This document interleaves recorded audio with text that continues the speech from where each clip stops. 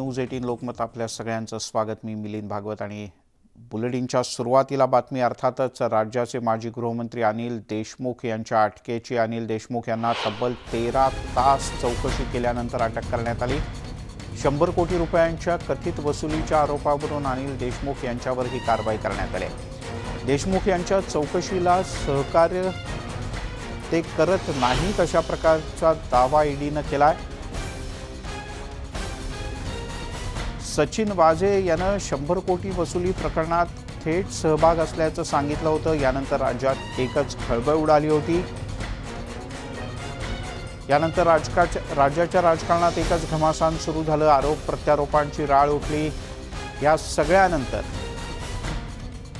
ईडीनं आधी तत्कालीन आणि मग माजी गृहमंत्री अनिल देशमुख यांना अनेकदा समन्स बजावलं, मात्र देशमुख चौकशीसाठी हजर राहिले नाहीत।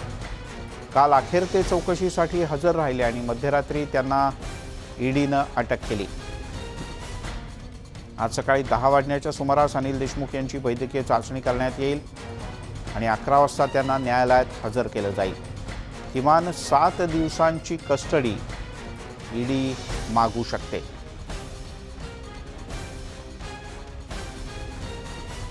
त्यामुळे 7 दिवसांची कस्टडी आज घेतली जाण्याची शक्यता आहे अनिल देशमुख यांची, कारण अनिल देशमुख काल सकाळी चौकशीसाठी ईडीच्या कार्यालयात हजर झाले आणि रात्री उशिरा अनिल देशमुख यांच्या अटकेची औपचारिकता पूर्ण करून ईडीनं अनिल देशमुख यांना अटक केल्याचं जाहीर केलं।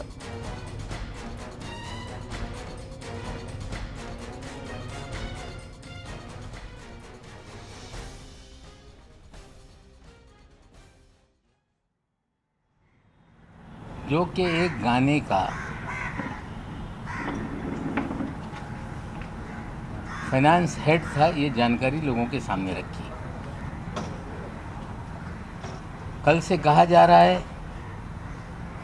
कि मैं किसी के बीवी को इन्वॉल्व कर रहा हूँ। कुछ लोग ये शोर मचा रहे हैं कि महिलाओं तक ये पहुँच रहे हैं। पिछले लगभग 26 दिन में 2 महिलाओं के अलावा मैंने किसी की माँ, बहन, बहू, बेटी या किसी भी महिला को लेके कोई भी आरोप या उनका उल्लेख नहीं किया। दोनों महिलाओं का उल्लेख इसलिए आया कि उनसे चीज़ें जुड़ी हुई हैं, इसलिए उनका उल्लेख आया है। लेकिन जो लोग महिलाओं को लेके सवाल खड़ा कर रहे हैं, हम उनसे पूछना चाहते हैं कि क्या दूसरों की माँ बहनें ये महिलाएं नहीं हैं? कल किरीट सोमैया ने अपने प्रेस कॉन्फ्रेंस में अजीत दादा की माँ का उल्लेख किया, उनकी बहनों का उल्लेख किया। इससे पहले संजय राउत जी की बीवी को ईडी के कार्यालय तक पहुंचाने का काम किया गया। खड़से साहब की पत्नी को ईडी के कार्यालय तक पहुंचाने का काम किया गया। किरीट सोमैया महाराष्ट्र के सम्माननीय मुख्यमंत्री की पत्नी को बार बार उनका नाम लेकर आरोप करते रहे। क्या इनकी घर की महिलाएं महिलाएं हैं और बाकी महिलाएं महिलाएं नहीं? हमें लगता है कि अस्तर जो बीजेपी गिरा रही है, हमने कोई अस्तर नहीं गिराया। ये सीधे लोगों को समझना होगा। कल मैंने जो भी आरोप लगाए, कोई आरोप हमने हवा में किसी पे नहीं लगाया। ड्रग पेडलर गाने का ये फाइनेंस हेड है, ये सवाल हमने खड़े किए थे। और कल देवेंद्र जी ने, जो महाराष्ट्र के विपक्ष के नेता है, उन्होंने कुछ मुझ पर आरोप लगाए और उन्होंने एक बात कही कि मैं आरोप लगाने के बाद कभी माफ़ी नहीं मांगता।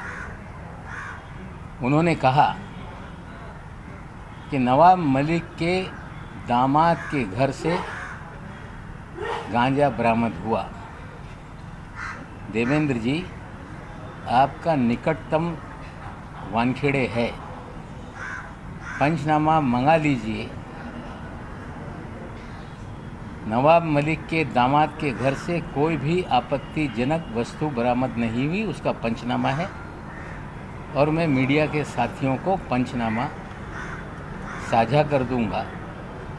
लेकिन वानखेड़े के कहने से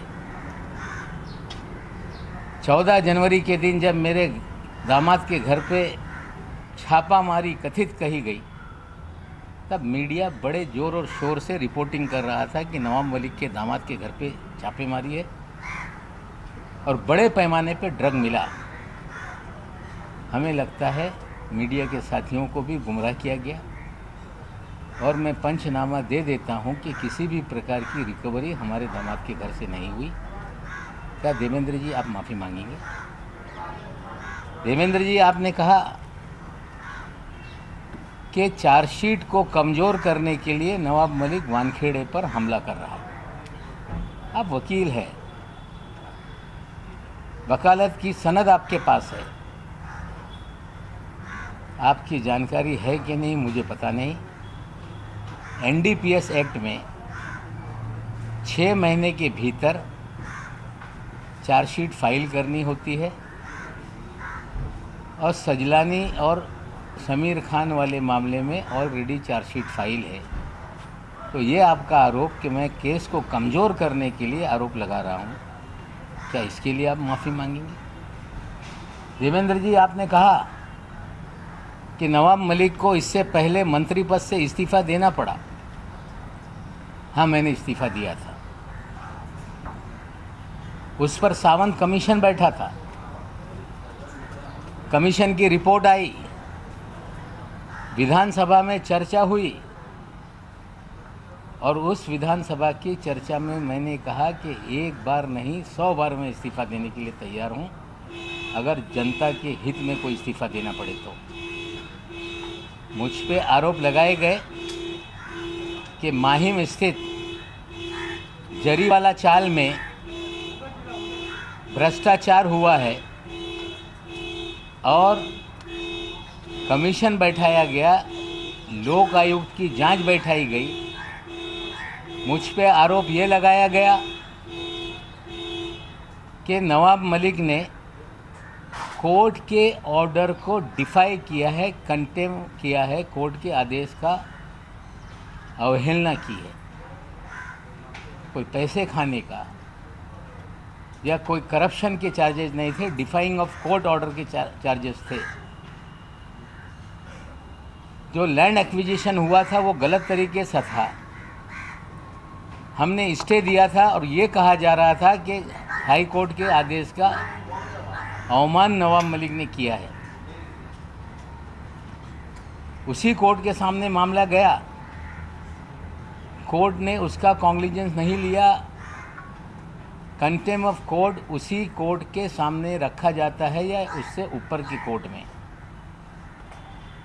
किसी कमीशन को, लोक आयुक्त को ये अधिकार नहीं कि कंटेम पर वो किसी पे आरोप मढ़े।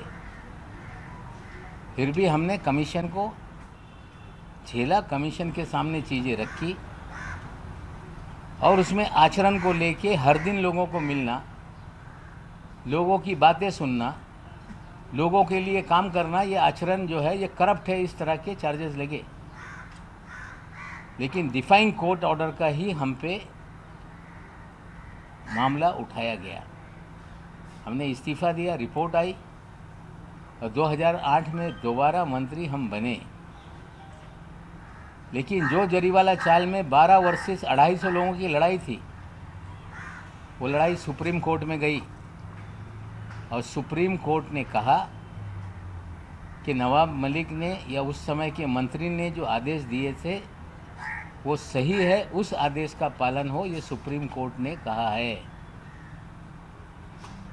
और कल देवेंद्र जी ने ये कहा कि मैं दिवाली के बाद बम फोड़ूंगा। आपको इंतज़ार करने की ज़रूरत नहीं है। कहा गया कि नवाब मलिक के अंडरवर्ल्ड कनेक्शन है। 62 साल का जीवन इसी मुंबई शहर में बीता। किसी माई के लाल में हिम्मत नहीं कि नवाब मलिक किसी अंडरवर्ल्ड से जुड़ा हुआ है, ये कभी उंगली भी उठाकर मेरे तरफ दिखा सके। ये कहना कि जिनके अपने घर शीशे के हों औरों पे पत्थर नहीं मारते, मेरे पास कोई शीशे का घर नहीं, ना मेरे पास कोई शीश महल है। लेकिन देवेंद्र जी से सीधा मेरा सवाल है कि आप 5 साल तक राज्य के मुखिया थे, गृह विभाग आपके पास था और शायद पूरा महाराष्ट्र जानता है, सबसे मुखर कोई देवेंद्र जी के कामकाज पे या पिछली सरकार पे सवाल उठाता था, उसका नाम नवाब मलिक है। और देवेंद्र जी, आप शायद भूल गए कि जिस दिन आपका 1 साल का कार्यकाल पूरा हुआ था, उसी दिन एक प्रेस में मैंने कहा था कि नकली देवेंद्र कौन घूम रहा है शहर में। आपको चेताया था मैंने। आपका भाई इस शहर में होटलों में क्या कर रहा था, उसकी जानकारी हमने दी थी। आप जब चिंबूर वालों के घर पे जाते थे, हमने आपको चेताया था एक बार कि यहाँ मत जाइए। हमने कभी व्यक्तिगत वेंडेटा की राजनीति नहीं की।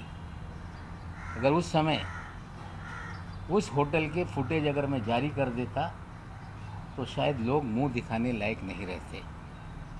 आप कह रहे हैं कि नवाब मलिक के अंडरवर्ल्ड के संबंध है। अगर इतने हमले करने के बाद भी आप खामोश रहे, हमें लगता है कि एक राज्य का मुखिया अगर उसको जानकारी मिले कि कोई व्यक्ति नेता किसी अंडरवर्ल्ड से कनेक्टेड है, तो उनकी जिम्मेदारी बनती थी कि उसी समय कार्रवाई करते और मुझ पे कार्रवाई करनी चाहिए थी। हमें लगता है कि जो सच्चाई सामने आ रही है उसको लेकर कोई हवा में तीर मार देने से मामला बंद हो जाएगा, ऐसा नहीं है। मैं देवेंद्र जी आपसे पूछना चाहता हूँ कि आपके कार्यकाल में इस शहर में मुख्यमंत्री को ब्रीफिंग होती है कि शहर में पॉलिटिकल लोग क्या कर रहे हैं,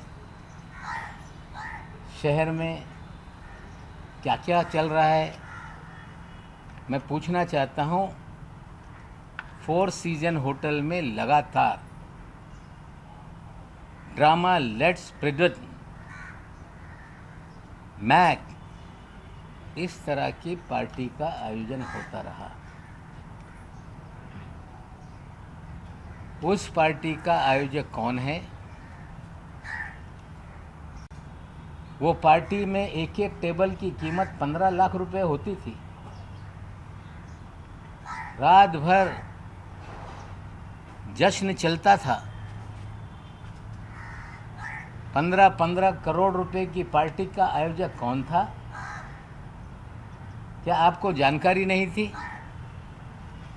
और आपके रहते हुए पार्टी चल रही थी, सरकार बदलने के बाद पार्टी बंद हो गई। इस पे आज मैं सवाल खड़ा कर रहा हूं कि ये पार्टी का आयोजक कौन? क्या आपकी जानकारी नहीं थी कि 15 करोड़ रुपए की पार्टी चल रही है? क्या आपका पुलिस या तंत्र ये पूरी तरह से कमज़ोर था? ये सारे सवालों का जवाब आपको देना पड़ेगा। और ये कहना कि वानखेड़े पर दबाव मैं इसलिए बना रहा हूं कि दामाद का केस हल्का हो जाए, 8.5 महीने तक उस मामले पे कभी मैंने कोई भी वक्तव्य नहीं किया। लगातार आप लोग बोलते रहे कि इनका दामाद ड्रग के केस में बंद है, लेकिन कोर्ट ने जमानत दी। पिछले महीने की 13 तारीख को वो ऑर्डर सामने आई, उसे फंसाया गया। ये साफ है, न्यायालय में लड़ाई चल रही है, वो अपनी लड़ाई लड़ेंगे। लेकिन जो जानकारी मुझे है कि वानखेड़े जब से इस डिपार्टमेंट में आया, उसने अपनी एक प्राइवेट आर्मी खड़ा की। उस प्राइवेट आर्मी में किरण गोसावी, मनीष भानुशाली, फ्रेक्चर पटेल, आदिल उस्मानी, सैम डिसूजा, हीलू पठान, ये सारे लोग आपके प्राइवेट आर्मी के प्लेयर हैं। तो प्राइवेट आर्मी इस शहर में धड़ल्ले से ड्रग का कारोबार भी करती है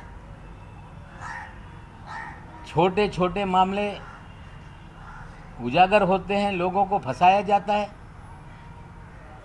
और धड़ल्ले से बड़े मामले इस शहर में चल रहे हैं। और मैंने लगातार कहा कि वानखेड़े के जरिए हजारों करोड़ रुपए की उगाही हुई है। आर्यन खान के मामले में जो साली का बयान है कि 18 करोड़ की डील हुई थी, 8 करोड़ रुपया वानखेड़े के लिए मांगा गया था, सैम डिसोजा सामने आ गया है, वो कह रहा है कि इस तरह की डील थी। सैम डिसोजा भी इनके प्राइवेट आर्मी का ही प्लेयर है। इतने दिन से सैम डिसोजा का नाम चर्चा में है, वो कभी सामने नहीं आया। इसे भी सिखा के समझा कर भेजा गया, और वो कह रहा है कि एनसीबी के लोग उसमें नहीं थे। तो एनसीबी के कार्यालय में किरण गोसावी क्या कर रहा था? एनसीबी के डायरेक्टर के पीछे पोर्ट पे किरण गोसावी कैसे खड़ा था? कैसे 13 लोगों की तस्वीरें चिन्हित करने के लिए सभी को बांटी गई थी? किस तरह से डीजी एनसीबी कह रहे थे 3 तारीख की रात में कि देश के इतिहास में पहली बार मिड समंदर में एक कार्रवाई हुई है। दावा किया जा रहा था कि 15 दिन से प्लानिंग चल रही थी। पूरा फर्जीवाड़ा ये जो है ये वानखेड़े रच रहा था। हमने पहले दिन से गोसावी पे सवाल खड़े किए, भानुशाली पे सवाल खड़े किए, हमने फ्लेचर पटेल पे सवाल खड़ा किया, हमने 3 लोगों को क्यों छोड़ा ये सवाल खड़ा किया, लेकिन हर बार सत्यमेव जयते कर कर भागने लगे। ये फर्जीवाड़े का खेल ये छोटा मोटा नहीं। 15/2020 एक केस समीर वानखेड़े के आने के बाद एनसीबी ने दर्ज किया है। उसी केस में सारा अली खान को हाजिर कराया गया। उसी केस में श्रद्धा कपूर को बुलाया गया। उसी केस में दीपिका पादुकोण को बुलाया गया। सारी फिल्म इंडस्ट्री को 15/2020 की केस में बुलाया गया। आज तक ना वो केस बंद हो रहा है, ना चार्जशीट हो रही है। ऐसा क्या है कि 14 महीने तक कोई केस बंद ही नहीं होता है? इसी केस के तहत हजारों करोड़ रुपए वसूली गए। और हमने कहा कि उगाही मालदीव में हुई है। 2 तस्वीरें हमने डाली, एक दुबई की, एक मालदीव की। ये कह के भाग जाना कि मैं दुबई कभी नहीं गया, बहन दुबई गई थी। आप मालदीव में थे। मालदीव का दौरा कोई आसान नहीं होता। इतने लोग जाएंगे तो 20-30 लाख रुपए का खर्चा। ये जांच करे एनसीबी की विजिलेंस टीम कि इसका खर्चा किस अकाउंट से किया गया। ज्ञानेश्वर जी टीवी पे आते हैं, बहुत सारे अधिकारी टीवी पे आते हैं। किसी भी अधिकारी का शर्ट 1500 रुपये से महंगा नहीं, लेकिन समीर वानखेड़े की शर्ट 70,000 रुपये की क्यों होती है? हर दिन नया कपड़ा पहन के क्यों आते हैं? मोदी साहब से भी आगे निकल गए। पतलून लाख रुपए की, पट्टा 2 लाख रुपए का, जूता 2.5 लाख रुपए का, घड़ी 50 लाख रुपए की, 25 लाख रुपए की, 30 लाख रुपए की। एक अपराइट अफसर, मैं सारी तस्वीरें आप लोगों को दे दूंगा। अगर जिस तरह के कपड़े इन तमाम दिनों में उन्होंने पहने, उसकी कीमत ही 5-10 करोड़ रुपए की है। क्या ईमानदार अफसर 10 करोड़ के कपड़े पहनता होगा? कोई शर्ट दोबारा हमने पहनते नहीं देखा। इससे बड़ा ईमानदार कोई हो नहीं सकता जो 2 लाख के हर दिन जूते पहने। इससे बड़ा ईमानदार कोई हो नहीं सकता जो लाख रुपए की पतलून पहने। इससे बड़ा ईमानदार कोई हो नहीं सकता जो 70,000 के शर्ट पहने। हमें लगता है ईमानदारी का पैमाना इतना बढ़िया है, ऐसे ही सारे ईमानदार इस देश में हो जाए। हम कामना करते हैं कि ईमानदारों का जीवन शैली इसी तरह से बने। मैं फिर आज अपनी बात पे कायम हूँ कि समीर वानखेड़े ने हजारों करोड़ की वसूली की है, फर्जीवाड़ा किया है, जांच होनी चाहिए, कड़ियाँ जुड़ रही हैं, उगाही का मामला चल रहा है। ये कहा जा रहा है कि बोलने से रोका जाए। सवाल उठाए जा रहे हैं कि नवाब मलिक बोल रहा है। मैं आप लोग को बता दूं, जस्टिस दीपक गुप्ता जी ने अपने भाषण में कहा एक सेमिनार में कि right to dissent, right to criticise, ये फंडामेंटल राइट है। अगर क्रिटिसाइज नहीं होगा, डिसेंट नहीं रहेगा, तो राज्य पुलिसिया स्टेट बन जाएगा। पुलिसिया स्टेट इन्होंने बनाया, 2 ग्राम 5 ग्राम के केसेस बनाए, 26 मामले हमने रखे हैं जिसमें अपने पास से रख कर लोगों को फ्रेम किया गया। एनसीबी का जो काम था कि आज तक कोई तुमने पकड़ा, तो कहाँ से ये आया, इस तक आप क्यों नहीं पहुँचे? आज तक क्यों नहीं आपने लोगों को, बड़े लोगों को पकड़ने का काम किया? आज साथियों मैं और एक जानकारी दे रहा हूँ कि महाराष्ट्र के जेएनपीटी पोर्ट पर 3 कंटेनर 51 टन पॉप सीड, जो पोस्ता होता है, अफीम का बीज होता है, वो 15 दिनों से पोर्ट पर है। हम जवाब चाहते हैं डीआरआई से कि 15 दिन में आपने केस रजिस्टर क्यों नहीं किया? क्यों एनडीपीएस का मुकदमा दर्ज नहीं हुआ?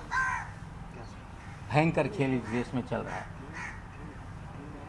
चाहे मुंदड़ा पोर्ट पे ड्रग पकड़ी जाए, एनआईए के बाद जांच चली जाए, धंधे बस्ते में चली जाए।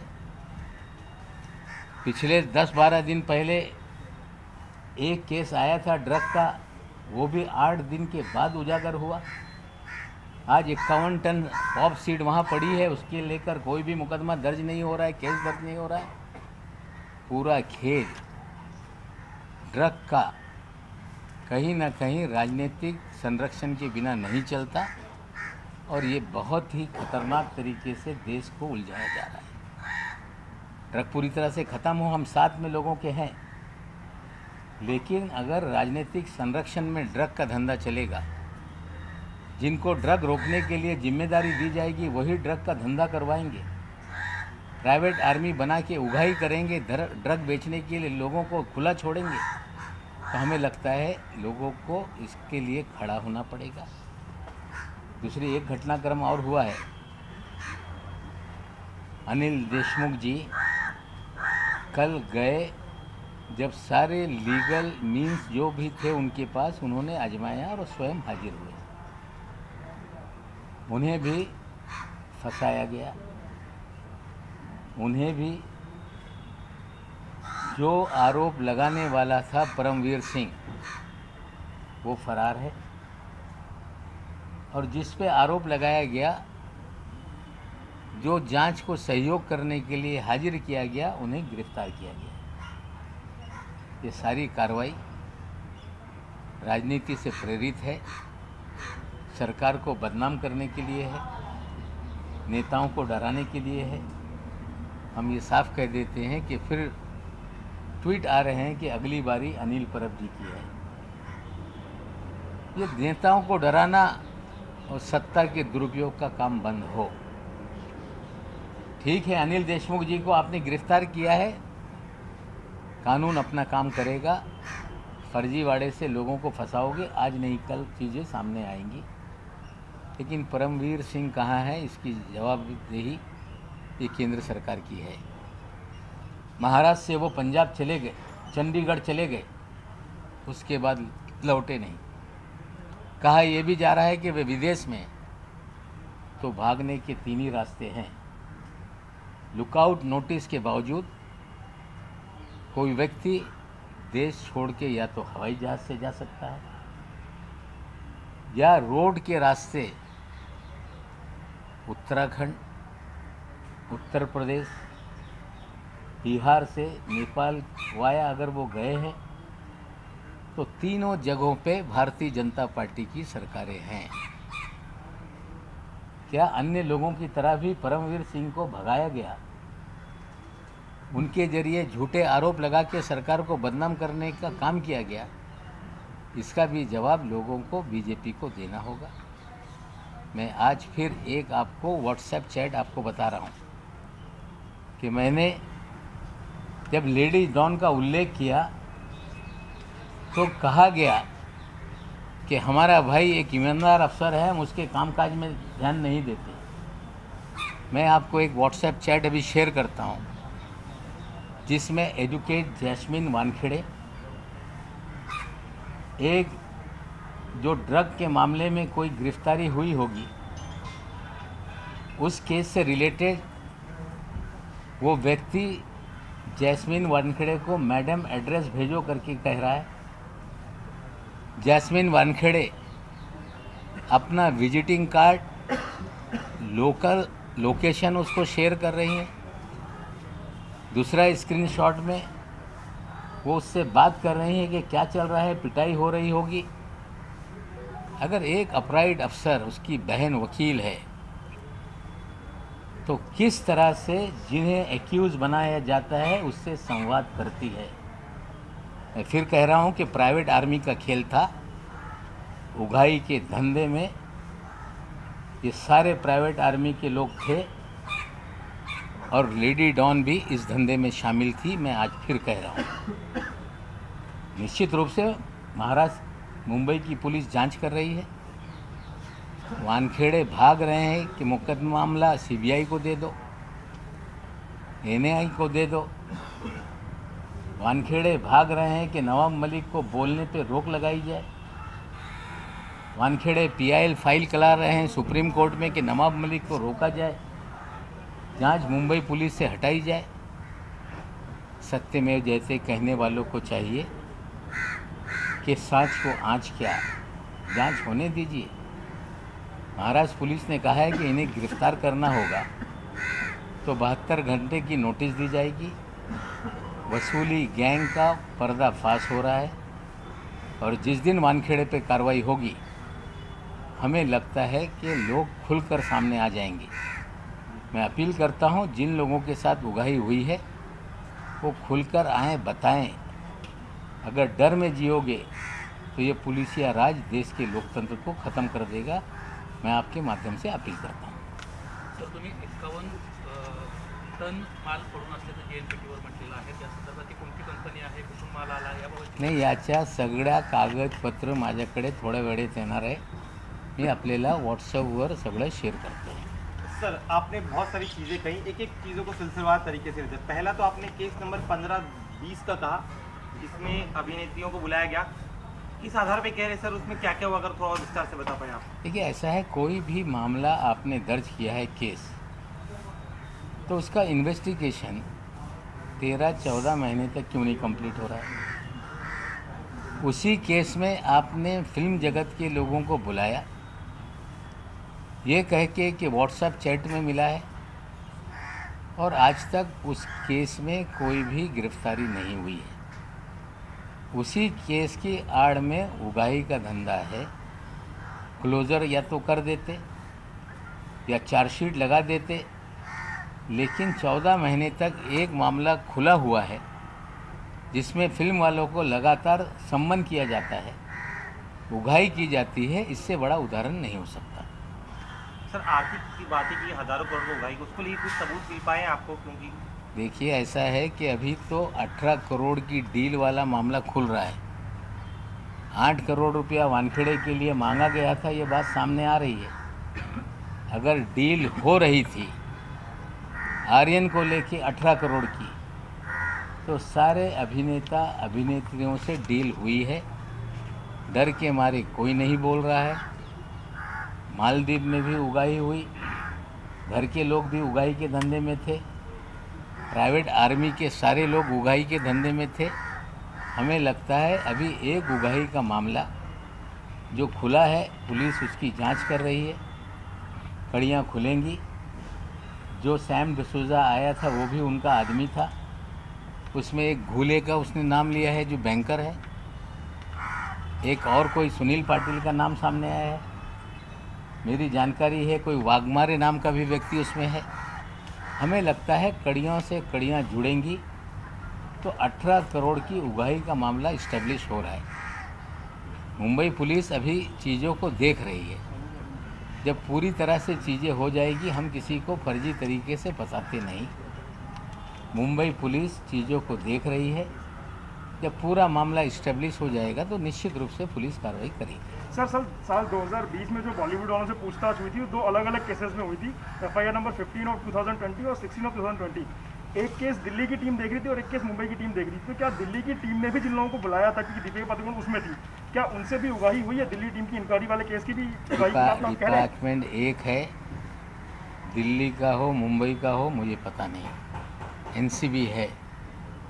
और एक VV सिंह नाम का कैरेक्टर सबसे महान है इस NCB में। मैं आज जिम्मेदारी से कह रहा हूँ कि जब मेरे दामाद को बुलाया गया तो VV सिंह ने कहा कि I want to buy Land Cruiser. अगर मेरे दामाद से लैंड क्रूज़र की बात करते हैं तो क्या खेल चल रहा था खुलेगा। और मैं सारी चीज़ों को, ये जो गलत चीज़ें हो रही हैं उसके एक एक सबूत हम रखेंगे। अभी तो उगाही का धंधा हो रहा था, ये इस्टेब्लिश हो रहा है। पुलिस की जांच जैसे जैसे आगे बढ़ेगी, हमें लगता है एक बार वानखेड़े गिरफ्त में आ गया तो लोग खुलकर सामने आएंगे। और VV सिंह, जिसे इसके पहले करप्ट है करके साइड में रखा गया था, वानखेड़े ने फिर इस खेल में उतारा है। कहीं ना कहीं पूरा रचा रचाया उगाही का धंधा है। जो ये सारी कड़ियाँ जुड़ रही हैं, KP गोसावी, साली, सैम डिसूजा, और सबसे बड़ा उसके अंदर जो गवाह होगा, जिस गाड़ी का जिक्र किया गया है, ये सारे खेल के बाहर का वो आदमी है। वो ड्राइवर इस गाड़ी में सुन रहा होगा, लोकेशन को कंफर्म कर सकता है। हमें लगता है पुलिस अपना काम करे और पूरी तरह से इस्टेब्लिश हुआ है कि उगाही का 18 करोड़ की डील हुई, 50 लाख एडवांस उठाया गया और 8 करोड़ की हिस्सेदारी वानखेड़े की थी। सर आपने करोड़ों रुपए और सर लाखों रुपए के कपड़े पहनते हैं, वानखेड़े लाखों रुपए के कपड़े पहनते, कभी कपड़े रिपीट नहीं करते। किस आधार पर ये कह रहे हैं सर? आप कुछ प्रूफ सबूत आप उनकी सारी तस्वीरें देख लें, जूते देख लें। लू विटॉन का जूता 2-2 लाख रुपए का है, जूते बदलते रहते हैं। बर्बरी के शर्ट आप देखेंगे जो 50,000 से ऊपर शुरू होता है। टी शर्ट आप देखेंगे जिसकी कीमत 30,000 से शुरू होती है। पारते पाते नाम की कोई घड़ी है, मुझे पता नहीं, घड़ियाँ रोज़ बदलती है, जो 20 लाख से उसकी बिगिनिंग है और 1 करोड़ तक की घड़ी आती है। ईमानदार अफसर का ये पहरावा, ईमानदार अफसर का ये रहन सहन, हम कामना करते हैं कि इतना जो रहन सहन है ईमानदार अफसर का, ये पूरे देश के ईमानदार लोगों का हो जाए। हम कामना करते हैं। ईमानदारी का पैमाना ये है तो हमें लगता है कि ये कोई नया पैमाना इस देश में शुरू हुआ है, ये सवाल हम पूछते हैं। सर मगाशी सर तुम्ही समीर वानखेडे पर्यंतच होतात, आता तुम्ही NCBच्या सगळ्याच लोकांना त्याच्यामध्ये तुमचं म्हणणं आहे का की आता NCBचे सगळेच लोक याच्यामध्ये इन्व्हॉल्व आहे? कालपर्यंत तुम्ही केवळ समीर वानखेडे आणि त्यांची गँग असं तुम्ही म्हणत होतात, आज तुम्ही म्हणता की NCBचे इतर अधिकारी सुद्धा त्याच्यामध्ये नाही, VV सिंग आहे NCB मध्ये। VV सिंग आणि माने नावाचा त्यांचा ड्रायव्हर, हे प्रायव्हेट आर्मीसोबत हे 2 अधिकारी जास्त इन्व्हॉल्व आहे। मी आज पुन्हा हे दाव्याने सांगतोय। अनिल देशमुख साहेब ज्यांच्यावर पॉलिटिकल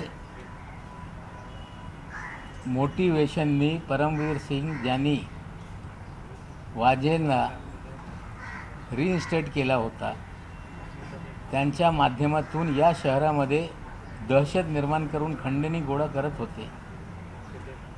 हे गोष्ट समोर आल्यानंतर अनिल देशमुख साहेबांनी आणि माननीय मुख्यमंत्रींनी परमवीर सिंग यांना त्या पदातून होमगार्डकडे ट्रान्सफर केल्यानंतर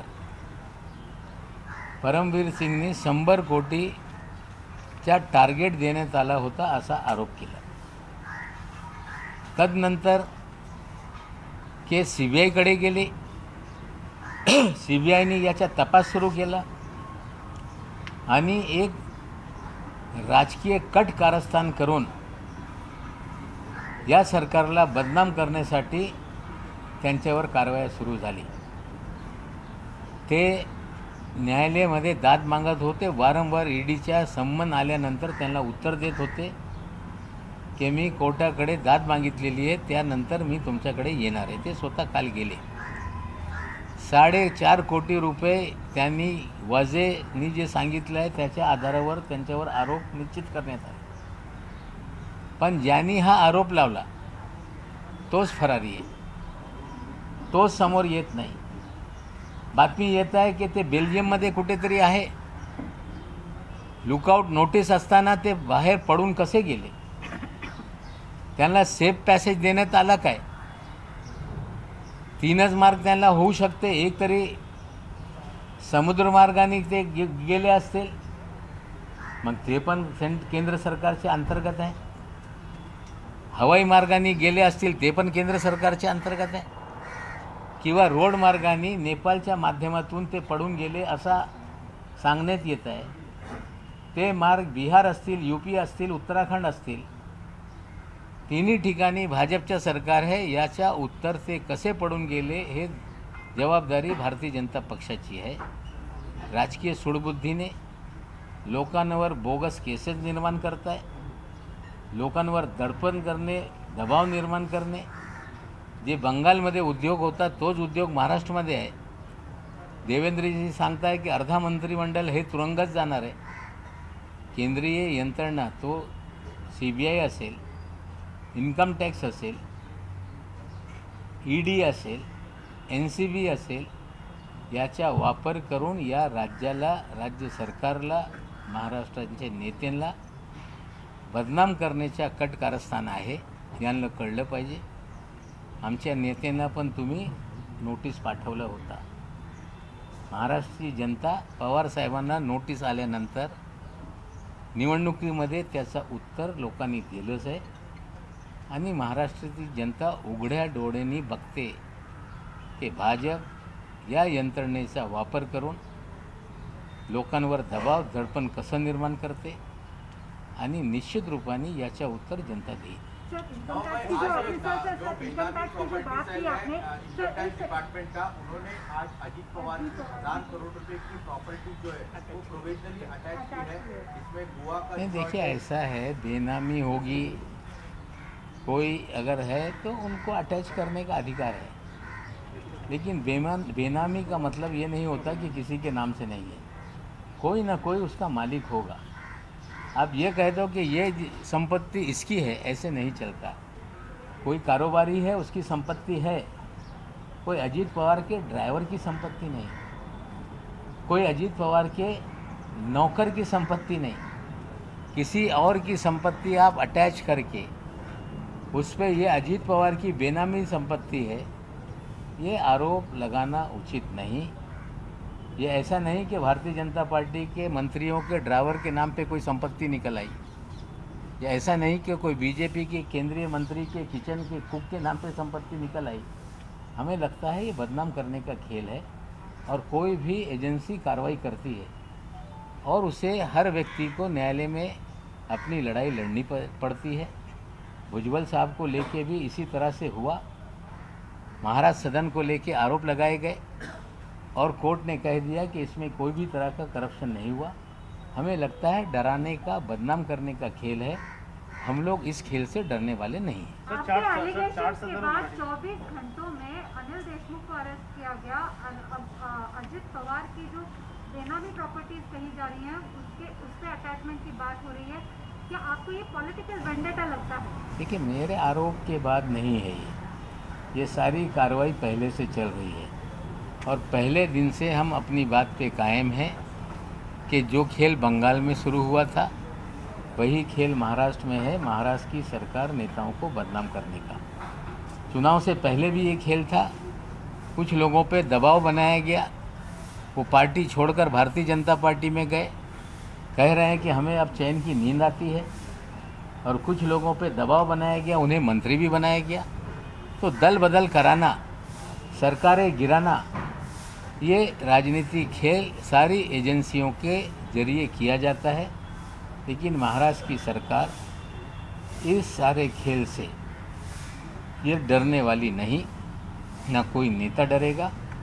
अन्याय हो रहा है उसके खिलाफ हम लड़ेंगे। सर, आपके पुराने आरोपों पर मुंबई पुलिस की एसआईटी हो या फिर केंद्र की एससीटी हो, वो जांच कर रही है एक्सटॉर्शन के मामले में, लेकिन आज 15-20 का जो आपने मामला उठाया वो बड़ा आरोप है। क्या उसको लेकर भी अलग से जांच करवाई जाएगी मुंबई पुलिस, या फिर आप मुख्यमंत्री से बात करेंगे? नहीं, देखिए ऐसा, सितारों से जुड़ा हुआ है पूरा मामला। देखिए ऐसा है कि जो भी कंप्लेंट हुई है उसको लेके लोग जांच कर रहे हैं। अब प्रभाकर का बयान सामने आया, सैम डिसोजा का बयान सामने आया, गोसावी गिरफ्त में है, और भी नाम, चाहे वो सुनील पाटिल का हो, वाघमारे का हो, सभी नाम धीरे धीरे सामने आ रहे हैं। पुलिस जांच करेगी। जांच करने का मतलब किसी को फंसाना नहीं है। और ये जब बात सामने आ रही है कि 18 करोड़ की डील हुई थी, वो इस्टेब्लिश हो रहा है। जब सारे तार जुड़ जाएंगे तो निश्चित रूप से पुलिस कार्रवाई करेगी। एनसीबीला तुम्ही 2 पत्र लिहिली, त्यानंतर तुम्हाला काही उत्तर आतापर्यंत आलं आहे का? नाही आलं तर तुमची आता पुढची दिशा काय? हे बघा, असं आहे, एन सी बीला मी पत्र लिहिलं आहे की याला जिनावी पत्र म्हणून दुर्लक्षित करू नका। याच्यात गंभीर विषय समोर आलेले आहे। एका पंचांनी सांगितलेलं आहे की नायजेरियन नागरिक यांना बोगस केसमध्ये फसवण्यात आला, ब्लँक पेपरवर सह्या घेण्यात आली। आमचा पुन्हा आग्रह आहे DG NCPला की जे पत्र मी पाठवलेलं आहे त्याची सखोल चौकशी केलीच पाहिजे। निश्चित रूपाने जर ते स्वतः काही करत नसतील तर पुढे पावलं लोक टाकतील। सर, आपके खिलाफ एससी कभी होटल की बात की, फोर्थ सीजन होटल की, कि वहाँ पर पार्टी चल रही थी, 15 लाख रुपए में टेबल बुक होते थे। पार्टी करना तो कोई गलत नहीं है, आप कहना क्या चाहते हैं? यानी देखिए 15 लाख का टेबल, क्या आप थोड़ा स्पष्ट कर सकते हैं? नहीं 15 लाख का टेबल हमने तो कभी जीवन में सुना नहीं। वो पार्टियां लगातार चलती रही, और भी डिटेल उस पार्टी के बारे में हम देंगे। कभी कोई इस शहर में 15 लाख रुपए का कोई टेबल बुक होते हुए पार्टी मैंने नहीं सुनी थी। कहीं ना कहीं इन पार्टियों में ड्रग का खेल चल रहा था। थँक्यू।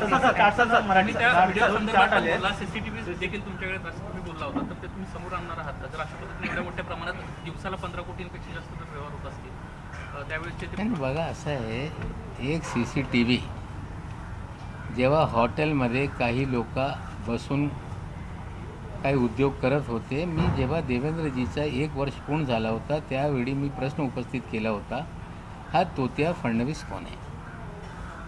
आम्ही त्यांना सावध केला होता की हे योग्य नाही।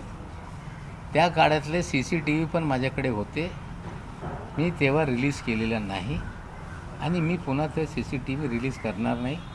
समझदार को इशारा काफ़ी है। सर आपके खिलाफ सर एससी कमीशन में वो गए हैं, क्या आप भी लीगल कोई जानकारी ले रहे हैं? देखिए SC कमीशन में वो गए कि मेरा सर्टिफिकेट वैध है।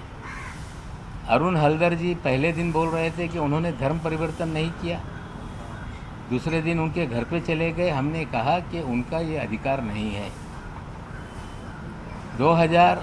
1994 में सुप्रीम कोर्ट का एक आदेश आया था, जब फर्जी सर्टिफिकेटों की बाढ़ आई थी तो हर ज़िले में स्क्रूटनी कमेटी का गठन हो, और उसके तहत एक कौशी जुडिशियल अथॉरिटी निर्माण की गई, और महाराष्ट्र में वो है। हलदर जी का वो जुरिडिक्शन नहीं था, वो सर्टिफिकेट को वैध डिक्लेयर कर रहे थे। वो भी जिस पे आरोप लग रहा था उसके घर जाके कल ये गए, वहाँ पे सापला जी पूर्व केंद्रीय मंत्री जो SC कमीशन के चेयरमैन हैं, उनको कागजात उन्होंने सौंपा है, और उन्होंने स्पष्ट कर दिया कि मैं महाराष्ट्र की सरकार को भेजूंगा। सर्टिफिकेट फर्जी है या असली है, इसकी जांच के लिए सुप्रीम कोर्ट के आदेश से स्क्रूटनी कमेटी का गठन होता है। महाराष्ट्र के हर ज़िले में उसका गठन है, वही उसकी कौशी जुडिशियल अथॉरिटी है। वहाँ पे मामला जाएगा और लोग ये प्रमाणित करेंगे कि ये फर्जी सर्टिफिकेट है। सर, आपके खिलाफ बहुत डेफेमेशन के मामले सामने, तो क्या आप कोई कानूनी सलाह ले रहे हैं, वकीलों से मिल रहे हैं? देवेंद्र जी ने कहा है कि डिफेमेशन के ऊपर, उनके ऊपर इतने मामले हो रहे हैं, मैं कैसे डालूं? डिफेमेशन करना लोगों का अधिकार है, डिफेंड करना ये मेरा अधिकार है। लोग पहले कह रहे थे कि 100 करोड़ रुपए का हम डिफेमेशन करेंगे, दो लोगों ने, दरेकर ने और एक व्यक्ति ने दावा किया कि 100 करोड़ का डिफेमेशन होगा, लेकिन आज तक वो मुकदमा दर्ज नहीं हुआ क्योंकि 10 करोड़ रुपए भरने पड़ते हैं। हाँ, क्रिमिनल डिफेमेशन के मामले लोगों ने नोटिस भेजी है, मुझे किसी भी न्यायालय से किसी भी तरह का संबंध नहीं आया। भाई, जब भी आरोप लगे हैं महाराष्ट्र गवर्नमेंट के किसी भी मंत्री पर, तो सीबीआई ईडी ने उसकी जांच शुरू कर दी। अब कहा जा रहा है कि दिवाली के बाद बम फोड़ा जाएगा, तो क्या आपको चिंता हो रही है कि आपके खिलाफ भी जांच शुरू हो जाएगी? हम हैं तैयार, मैंने कल कहा है तैयार हम। अरे खाली ये तो ईडी सीबीआई की धमकी तो कई दिनों से दी जा रही है, लेकिन एक गंभीर विषय फिर मैं बोल दूँ। कल जिस तरह से परवीन दरेकर जी ने और चंद्रकांत पाटिल जी ने कहा कि इसके अंजाम बुरे होंगे, अभी तक तो धमकियां राजस्थान से आ रही थी, अब सीधे महाराष्ट्र बीजेपी के अध्यक्ष, विरोधी पक्ष नेता धमकी दे रहे हैं कि अंजाम बुरे नहीं होंगे। ठीक है, राजनीतिक लड़ाई के अंजाम बुरे होंगे, हमें कोई डर नहीं। कोई आप दुरुपयोग करके मुझे जेल में डाल दो, उसका मुझे डर नहीं, लेकिन मेरे भाई बहन, पोता पोती, नाती भतीजे, इन सभी लोगों के बारे में लोग जानकारी हासिल कर रहे हैं कि 4 साल का बच्चा कहाँ पढ़ता है। अगर ये परिवार के सदस्य को किसी भी तरह का नुकसान हुआ तो इसकी पूरी जिम्मेदारी चंद्रकांत पाटिल और दरेकर की होगी। थँक्यू। तेव्हा हे होते नवाब मलिक आणि यांनी वेगवेगळ्या विषयांवरती खरं तर स्पष्टीकरण दिलेलं आहे। पोलीस चौकशीतून सर्व पर्दाफाश होईल असंही त्यांनी म्हटलं आहे। अजित पवारांवरील कारवाई चुकीची आहे हे देखील त्यांनी म्हटलेलं आहे। याचबरोबर त्यांनी समीर वानखेडेंवरती पुन्हा टीकास्त्र सोडलंय। नवाब मलिक यांनी आता काही वेळापूर्वी ही पत्रकार परिषद घेतली आणि वेगवेगळ्या विषयांवर त्यांनी भाष्य केलंय।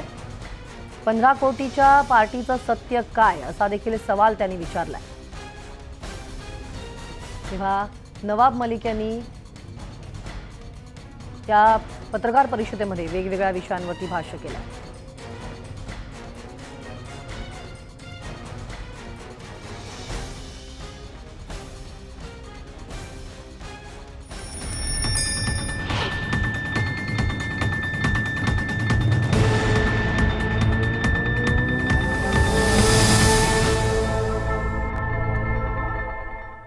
ब्रेकनंतर तुमचं पुन्हा एकदा स्वागत। वळूयात पुढच्या बातमीकडे। खरं तर काही वेळापूर्वीच नवाब मलिक यांनी पत्रकार परिषद घेतली आणि या पत्रकार परिषदेमध्ये त्यांनी वेगवेगळ्या विषयावर भाष्य केलं। अनिल देशमुखांना अडकवलं गेलंय असं देखील ते म्हणाले, तर कर नाही त्याला डर काय असा सवाल सुद्धा नवाब मलिक यांनी उपस्थित केला। त्याचबरोबर मी कोणत्याही महिलेवर आरोप केलेले नाहीत असं देखील त्यांनी स्पष्ट केलं। या प्रकरणाशी संबंध असलेल्या 2 महिलांचा मी उल्लेख केलाय असं देखील ते म्हणालेले आहेत। आणि यासह या बुलेटिनमध्ये वेळ झाली इथेच थांबण्याची। ताज्या बातम्यांच्या अपडेट्ससाठी लॉग ऑन करायला विसरू नका news18lokmat.com वर। या बुलेटिनमधले आणि या व्यतिरिक्त इतर कोणत्याही बुलेटिनमधले जर अपडेट्स तुम्हाला पाहायचे असतील तर आमच्या यूट्यूब चॅनलला सबस्क्राईब करा, आमचं फेसबुक आणि ट्विटरला सुद्धा आम्हाला फॉलो करा आणि पहा News18 लोक।